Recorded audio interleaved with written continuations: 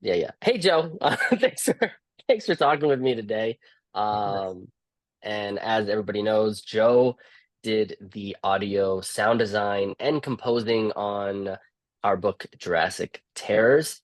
And pressed the self-destruct button. Self-destruct sequence A activated. robotic voice immediately blared through the Warning, speakers, evacuation announcing the sequence activation of activated. the And Joe, I self-destruct just wanted sequence. to chat with you, man, because as people are listening to it and giving us great reviews, I think it'd be cool to hear what it's like to take on something like this. Yeah, well, first I mentioned just what an avid audiobook listener I am to begin with. It's something I've like wanted to get into, just producing an audiobook, but the aspect of it being like an immersive audiobook, and that really caught my attention at first when you brought it to the table. And I remember you were like, let's just, let's just add a little like some wind and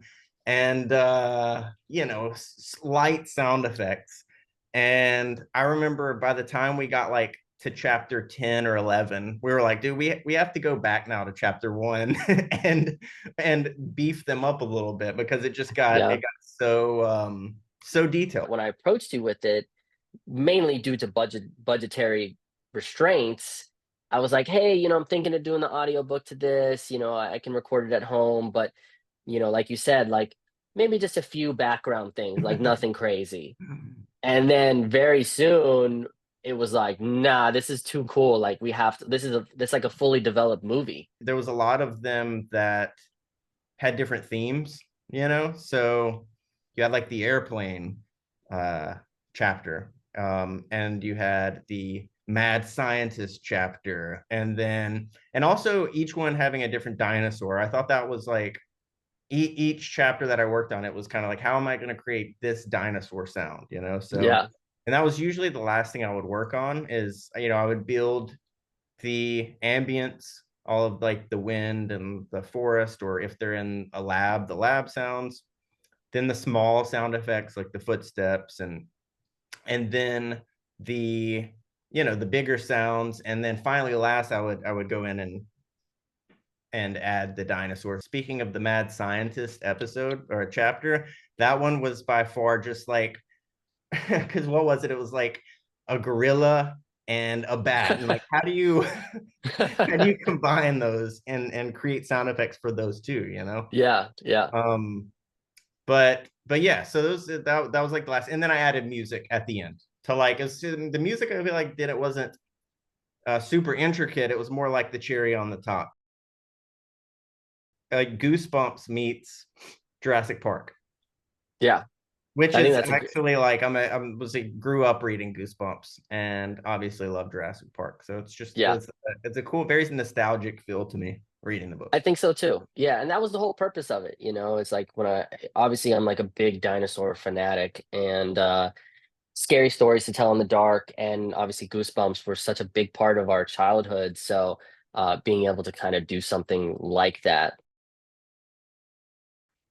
So Aerial Assault, Summer Camp Nightmare, Jungle's Wrath. The Depths of the Megalodon was a really good one. That one was a lot of fun. That one was just having to make everything sound like it was underwater. Yeah. Because I originally did all of the sound and the music. Everything's just normal. It sounds like it's just right in front of you. And then I went in and added what was called like a low pass filter, which takes out all the highs, so it makes everything sound like it's underwater. The megalodon's powerful tail thrashed in pursuit, stirring up clouds of sand and sending smaller marine life fleeing in terror. So that Yeah. one was a lot of fun, making it sound like it's um all underwater. Ooh, the thawing terror. That one was great with the saber-toothed tiger. That one Yeah. was another one of my favorites. Well, the danger they faced. As the scientists fought to keep the saber-tooth tiger at bay, the rescuers moved with precision and skill, taking up positions around the room. With nerves of steel, they took aim and fired a barrage of tranquilizer darts into the ferocious beast. The tiger roared in fury. Yeah, me too. I ripped that right off of the thing. It's the thing, except Yeah, not an alien. yeah, Yeah. yeah. So that one's, to me, that one's like one of the longest too, right? I think so. Yeah, because it's like they battle that tiger a few times before rescue shows. So yeah. Yeah. So that one for sure. And the action, to me, the action scenes on that one were always, to me, they ended up turning out the best. When the squad comes in, Hmm. they helicopter in and they come Yeah. down. You can hear their boots like that. Sounds like the military's coming in. Um, and the firing and just I felt like that one came together really great. I was pretty happy with that one. And then yeah, man, those are probably some of my favorites. I think like the Shadow Beneath the Cliffs is another really good one that I enjoyed. The Raptors Lullaby, that one was really fun doing the Yeah, that's a Raptors good one. Lullaby. It's unique for sure, right? Yeah, yeah, Yeah, yeah. So yeah, those are probably some of my favorites. that's cool. That I had a lot of fun on. The which one was it where you guys had to do the chant? Do you remember? Which one was Like the the Forbidden chant? Forest, right? I think it was the Forbidden Forest. Yeah, Yeah. Yeah, yeah.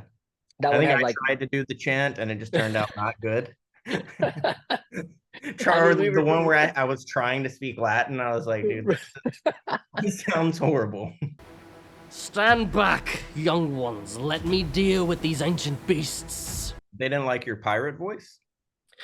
I haven't heard any compliments, but I've also haven't heard anything negative about it. All right, so you know, it's funny when I did that. I was channeling a little Johnny Depp, Yeah, yeah. right? And then the first one I liked, the first line, and then the First second one line you were like, it's all right. Now's your chance. Run while I hold them off. sounds like you're a little too blitzed on rum, you know? Right, I was a little too loose on that second Yeah. line. What's Take the my what's hand. Hey, young one. It was good though. I think it turned out great though. That was another one. I forget about that one. That one was really cool. I like doing the that one's music fun. on that one because I tried to channel the inner Pirates of the Caribbean as well.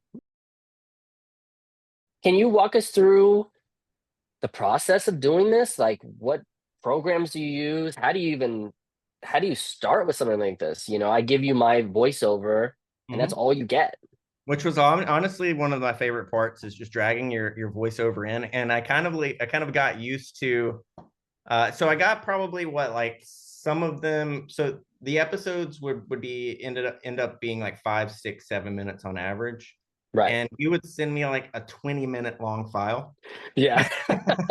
with like messages and conversations in there. Right. Right. Yeah. And I would go through that'd be the first thing I did was just to clean it up and get it flowing nicely. So Chris would basically be narrating the audiobook. When he would make a mistake, he would go back and redo that sentence, or if there was a noise in the room or something like that, he'd stop and go back a few sentences and start again. So I would get this huge audio file that I'd have to cut up and trim down, and I would trim it down into the episode. After I would edit the audio file down to the episode, I would listen to it and read along in the book with the chapter. And as you remember, some lines I'd send you notes like, "Hey, in the book it says this, but you actually said this," and then Yeah. we'd have to edit that. Kind of going through and building in layers. I always started with the ambience. So again, like if they were in a forest, I think like birds and the trees and the wind and any setting that they're in, the background noises to really set the mood. And then I'd start building all the minor sound effects or foley. So the footsteps and they're walking, you'll notice sometimes when like people gasping, like, or, people breathing really heavy, like if they've been running, heavy breathing. Some closed sound effects, like somebody's climbing a tree, the sound of them climbing a tree. So all the like minor sounds. I'd save like the major sound design for last. So the dinosaurs.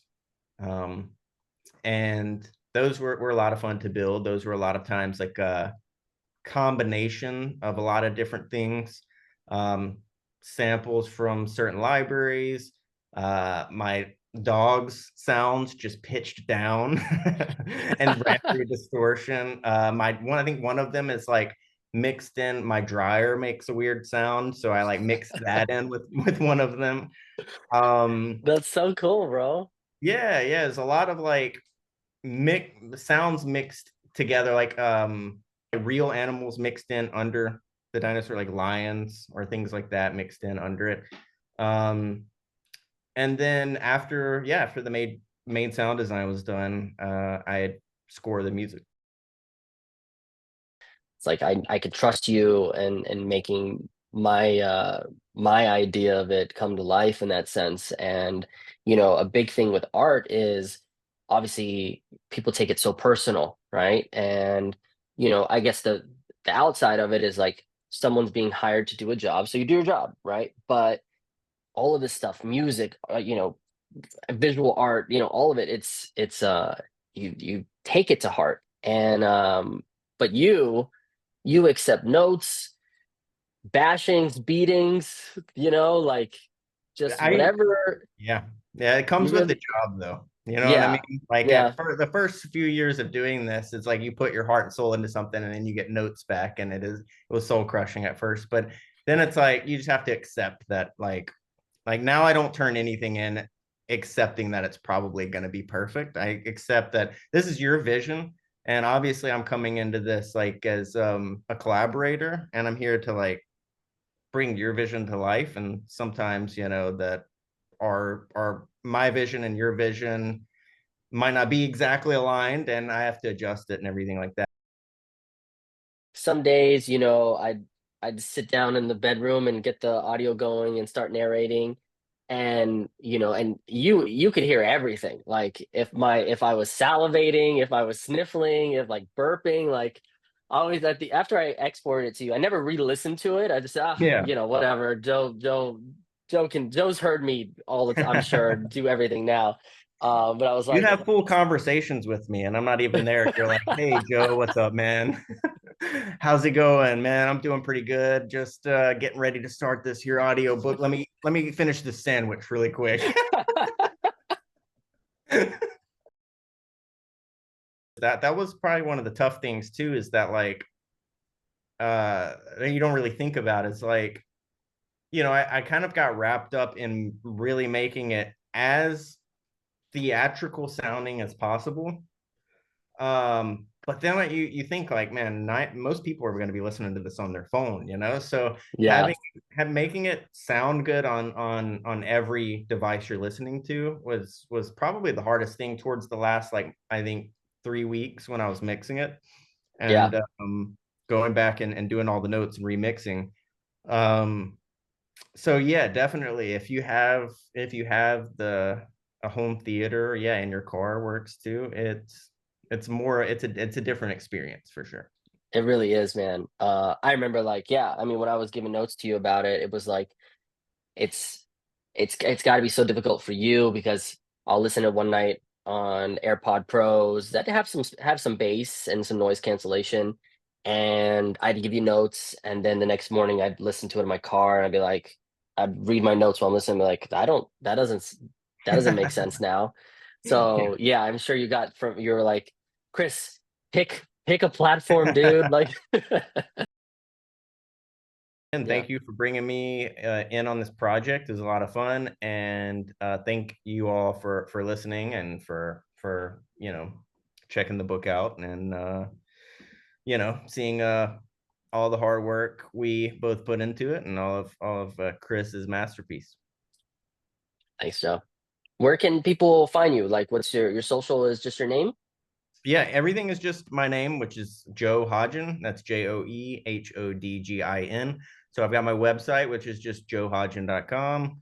You can find me on Instagram under Joe Hodgin, my YouTube, Joe Hodgin, pretty much everything. Perfect. It's That's the way it should be. Yeah, well, it's nobody has that name, It's a very Yeah, uncommon that's name. true. So it was easy to get all the URLs. Yeah, yeah. And you're available to hire, Yeah. if Yeah, I'm people need some. compose, do sound design, sound effects, edit dialogue, mix films. So do it all. Yeah, so I'm free. I do commercials, short films, feature films, audiobooks, Yep. um, animations, pretty much everything. So yeah, feel free to reach out if you want to bring your story to life through sound or music. That's such a great way to kind of end this. But like as a referral based, I mean, Joe is the first person I come to for anything that I need. His work is played in theaters, has been on all the massive, stations and stuff. It passes all audio inspections, and I think people don't realize how important audio is for your project. And it's one of those things that you can lose focus a few times. You can, like maybe your color correction isn't great. But if your dialogue is rough, if your score isn't impacting, you lose everyone.